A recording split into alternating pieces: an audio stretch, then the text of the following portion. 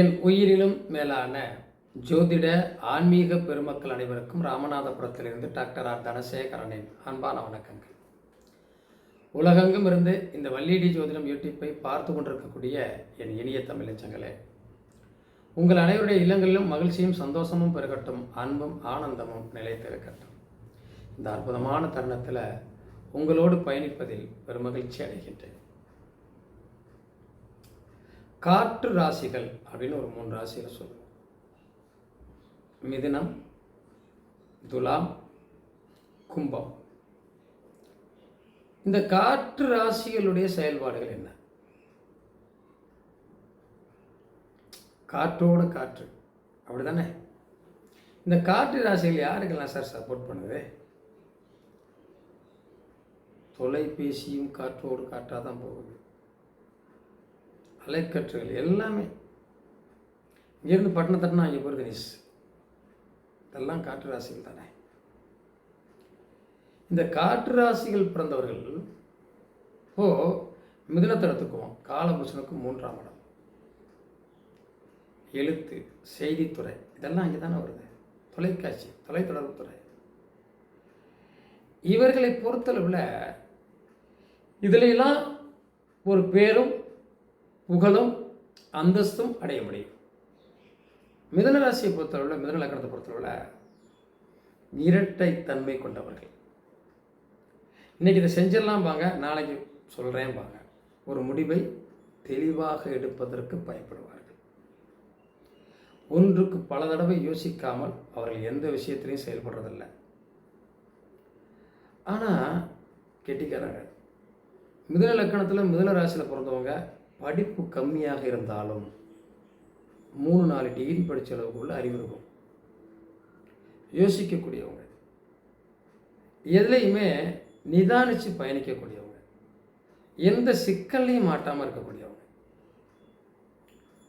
இவர்களை பொறுத்தளவில் வாழ்க்கையில் ஏற்றம் இறக்கங்கள் உண்டு.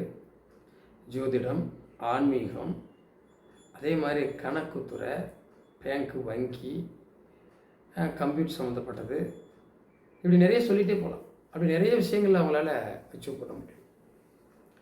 இவங்க லைஃப்பில் பார்த்தீங்க அப்படின்னா நரம்பு சம்மந்தப்பட்ட பிரச்சனைகள் உண்டு. ஆனாலும் பிரச்சனைகள் வந்தாலும், எவ்வளவு சிக்கல்கள் வந்தாலும் தொடர்ந்து தன்னுடைய முயற்சியை பண்ணிகிட்டே இருப்பாங்க. தோக்குறோமா ஜெயிக்கிறோமாங்கிற பற்றி அவங்களுக்கு கவலை இல்லை. ஆனால் முயற்சிகள் பண்ணிகிட்டே இருக்கணும். அந்த முயற்சியில் வெற்றி பெறணும். வாழ்க்கையில் பெரிய லெவலுக்கு வரணும். அதில் கெட்டிக்காரவங்க.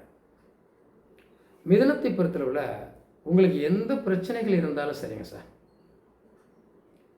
கோவில்களில், அந்த ஆலயங்களுக்கு, பொது நிறுவனங்களுக்கு, அதான் சொல்கிறது, மக்கள் பயன்படுத்தக்கூடிய இடத்துக்கு, இறைவனுடைய சன்னிதானங்களில் மின் விசிறி வாங்கி கொடுப்பது அவங்க வாழ்க்கையில் பெரிய வளர்ச்சியை கொண்டு வரும். பொதுவாக இந்த காற்று ராசியில் நம்ம பயணிக்கக்கூடியவங்க எல்லாருமே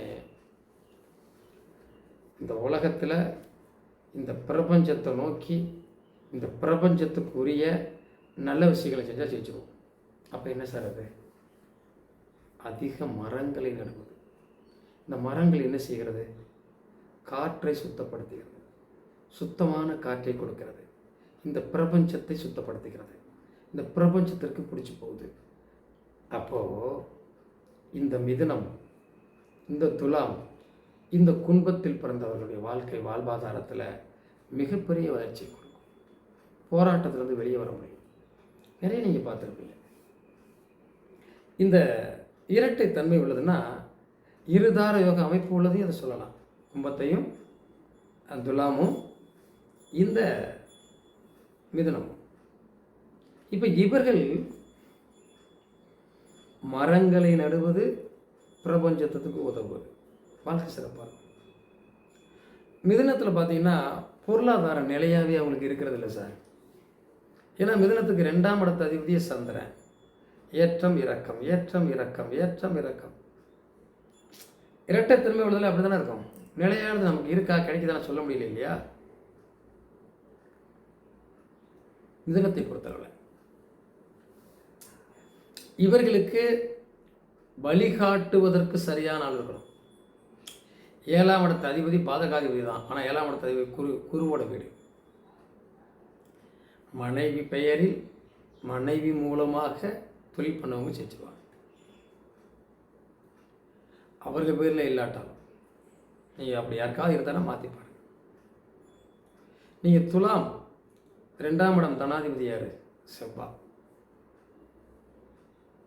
அவங்க சில நேரங்களில் நேர துலாமுக்கு 7ஆம் இடத்து அதிபதியும் செவ்வாய் சார். பணம் வருவதும் செவ்வாய், 7ஆம் இடம் செவ்வாய். அப்போ அவங்களுக்கு எப்படி இருக்கும்? மனைவி மூலமாகவும் சொத்து வரும், பணம் வரும், சம்பாத்தியம் வரும். யாருக்கு? மீனத்திற்கு. இவர்கள் சம்பாதிக்கக்கூடிய பொருளை கூட, ஏன்னா சுக்கிரனை விட வலிமையானது செவ்வாய், இவர்கள் சம்பாதித்தால் கூட, நிறைய சம்பாத்தியம் செய்தால் கூட மனைவிட்ட கொடுத்து தான் வாங்கணுங்க.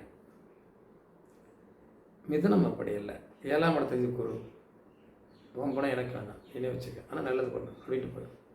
ஆனால் இந்த துலாம் இது சம்பாரித்து நிறைய பணம் சேர்த்தால் கூட மனைவி மூலமாகவும் பணம் வரும், சம்பாத்தி வரும். ஆனால் இவர் பணத்தையும் மனைவிட்ட கொடுத்து தான் இவருக்கு செலவு காசு வாங்கக்கூடிய சூழ்நிலை கூட வரும். அப்படி அனுசரித்து போனால் வாழ்க்கை சிறப்பாக இருக்கும். இல்லை அதில் பிடிவாதமாக இருந்தால் கணவன் மனைவிகள் பிரச்சனைகள் வருவதற்கு வாய்ப்பும் அதிகமாக உண்டு. அதுபோல் கும்பம், இந்த கும்பத்திற்கு 2ஆம் இடத்து அதிபதி குரு. இந்த குரு 2ஆம் இடத்து அதிபதியாக வந்தாலே பணம் காசு என்று ஓடிக்கொண்டே இருக்க வேண்டியிருக்கிறது. 12ஆம் லாபாதிபதியும் குரு. அந்த குரு அங்கே ஜாதகத்தில் சரியாக இல்லைன்னா தங்கத்திற்கும் தனத்திற்கும் இவங்க ஓடிக்கிட்டே இருப்பாங்க. போராட்டம் என்ற நிலை இருந்துக்கிட்டே இருக்கு. ஆனால் இவர்களால் அமானுஷ்ய சக்தியில் உணரக்கூடிய தன்மை உண்டு. காற்றோடு காற்றாக ஒருத்தருடைய, நம்ம இங்கேருந்து ரொம்ப துறையிலிருந்து ஒருத்தர் பேசினா கூட இவங்க நம்மளை தான் பேசினாங்க, இங்கேருந்து கிடைக்கக்கூடியவங்க. அந்த தன்மை உண்டு. ஒரு விஷயம் இங்கே நடக்குதுன்னா இதுதான் நடக்கும். ஒரு டெலிஃபோன் மூலமாக ஒரு விஷயத்தை கேட்டால் கூட இங்கே பேசிகிட்டு இருக்காங்க, பக்கத்தில் யார் பேசுகிறாங்களோ கண்டுபிடிக்கக்கூடியவங்க. கூர்மையான காதை கொண்டவர்கள் சொல்லலாம். கூர்மையான கேட்கும் திறன் பெற்றவர்கள், அமானுஷ்ய சக்தியை பெற்றவர்கள். தன் கணவனையோ மனைவியையோ தன் கட்டுப்பாட்டுக்குள் கொண்டு வர வேண்டும் என நினைக்கக்கூடியவர்கள். அப்படி ஒரு விஷயங்களை, சில விஷயங்களை அவங்க விட்டு கொடுக்கலைன்னா வாழ்க்கையில் பெரிய இழப்புகள், வருத்தங்கள், வேதனைகளை சந்திக்கக்கூடியவங்க. ஆனால் இடம், பொருள், வீடு, வாசல், சொத்து, சுகம், வண்டி, வாகனம் எல்லா பாக்கியத்தையும் பெறக்கூடியவர்கள், எல்லா தன்மையும் பெற்றவர்கள். வாழ்க்கையில் பொருளாதாரத்தில் உயர்ந்து நிற்கணும் அப்படின்னா அது நிற்பாங்க, சாதிப்பாங்க. இவங்ககிட்ட ஒரு விஷயம் என்ன அப்படின்னா, இந்த கும்பத்தை பொறுத்தளவில் பாசிட்டிவான இடங்களுக்கு, கோவில்கள், ஆலயங்கள், அந்த மாதிரி இடங்களுக்கு போயிட்டே வந்தாங்க அப்படின்னா இவங்களுடைய வாழ்க்கையில், குடும்பத்தில் வளர்ச்சி நல்லாயிருக்கும், உடல் ஆரோக்கியம் நல்லாயிருக்கும். இவர்கள் நெகட்டிவான இடங்களுக்கு போயிட்டு வந்தால் அங்கே இருக்கக்கூடிய நெகட்டிவ் வைப்ரேஷன் உங்களுக்கு தொத்திக்கும். இவங்களை ஈஸியாக வந்து பிடிக்கும்னு சொல்லுவாங்க இல்லையா? ஒரு காலத்தில் சொல்லுவாங்க மிருகசீரிஷ நட்சத்திரத்தை பேய் பிடிக்கும் அப்படின்னு இல்லை, கும்பத்தை பிடிக்கும். கும்பத்துக்கு பாசிட்டிவான ஒரு விஷயத்தை நோக்கி போனாங்கன்னா அது அப்படியே பிடிக்கும். நெகட்டிவான விஷயத்தை நோக்கி பயணித்தாலும் அதுவும் அப்படியே பிடிக்கும். அப்போ இவங்க என்ன செய்யணும்? எப்போதுமே பாசிட்டிவான இடங்களுக்கு பயணம் செய்கிறத கட்டாயமாக்கிக்கணும். ஆலயங்கள் போகிறது, நல்ல விஷயங்களை தேடி போகிறது. மை மாந்திரிகம் அது இதுன்னு சொல்கிற மாதிரி இடத்துக்குள்ளே போனாங்கன்னா அப்படியே அவங்களை வளைச்சி போட்டு முடியாமல் போட்டுரும். அந்த இடத்துக்குள்ள போனாங்கன்னா அந்த புத்தியே வரும், உங்கள் உடல் ஆரோக்கியத்தை பாதிக்கும், கால் வலி வரும், கண் வலி வரும், எல்லாம் வரும். எல்லா உடல் ஆரோக்கியத்தையும் கொண்டு குறைச்சிடும். ஆனால் இது காற்று ராசி தானே, சுவாசம், சுத்தமான காற்றை சுவாசிக்கணும். எப்போதுமே அவங்களுக்கு ட்ரஸ்ட்டு, அலர்ச்சி வரக்கூடிய வாய்ப்புகள் உண்டு, மூச்சுத்திணறல் வரக்கூடிய வாய்ப்புகள் உண்டு. அதான் பொதுவாக சொல்கிறேன், உடல் ஆரோக்கியத்தில் பிரச்சனை வரக்கூடிய வாய்ப்புகள் உண்டு. அடிக்கடி இவங்க மல்லிசாறு, மல்லித்துவையல், பித்தம் சார்ந்த விஷயங்களை குறைப்பதற்கான பொருள் என்னென்ன இருக்கோ அதெல்லாம் சாப்பிட்டா ரொம்ப நல்லது. காற்றோடு காற்றாகவே கலந்து வந்து இவங்களுக்கு உடலில் பிரச்சனையை தரும். காற்றோடு காற்றாகவே ஒரு பிரச்சனை, ஒரு பேச்சு மூலமாகவே இவங்களுக்கு பிரச்சனை கொண்டு வந்துடும். இவங்க 3 பேருக்குமே அதாங்க சார். மிதுனம், துலாம், கும்பம், இந்த 3க்குமே நீங்கள் என்னையை பற்றி அங்கே பேசுனீங்களாம், நீங்கள் என்னையை பற்றி இங்கே பேசுனீங்களாம், இவங்க சொன்னாங்க, அவங்க சொன்னாங்க, எப்படி காற்று வாக்கில், பேச்சு வாக்கில் வரக்கூடிய வார்த்தைகள் எல்லாம் இந்த 3 ராசிக்குமே பிரச்சனை தான் சார். அதனால் மற்றவங்கிட்ட தேவையில்லாததை பேசாமல், தேவையில்லாத பிரச்சனைக்கு வழிவகுக்காமல், தேவையில்லாத இடங்களில் போய் பயணிக்காமல் இருந்துட்டாலே இவங்க ஜெயிச்சிருவாங்க. தேவையற்றவங்க நமக்கு எதுக்கு? தேவையில்லாத பேச்சு நமக்கு எதுக்கு? அனாவசியமான வார்த்தைகள் நமக்கு எதுக்கு?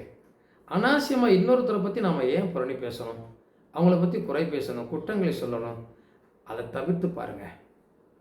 இந்த மிதுன ராசி, மிதுன லக்கணம், துலா ராசி, துலா லக்கணம், கும்ப ராசி, கும்ப லக்கணம் வாழ்க்கையில் ஜெயிச்சிடும். இது கால புருஷனுக்கு 11ஆம் இடம். கண்டிப்பாக இந்த கும்பத்திற்கு கால் வலி உண்டு. நீங்கள் செக் பண்ணி பாருங்கள், யார் ராசியாக இருந்தாலும் கண்டிப்பாக இவர்களுக்கு கால் வலி உண்டு. அதே மாதிரி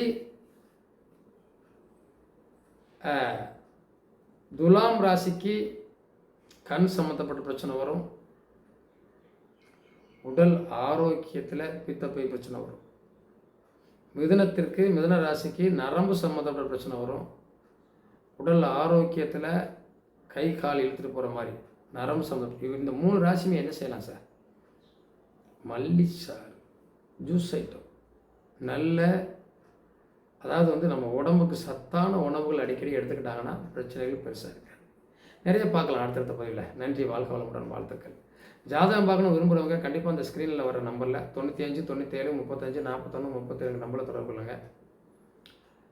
லைக் பண்ணுங்கள், கமெண்ட் பண்ணுங்கள். சப்ஸ்கிரைப் பண்ணாதவங்க தயவு செஞ்சு சப்ஸ்கிரைப் பண்ணிடுங்க. நன்றி, வாழ்த்துக்கள், வாழ்க வளமுடன். மீண்டும் ஒரு வீடியோவில் சந்திப்போம்.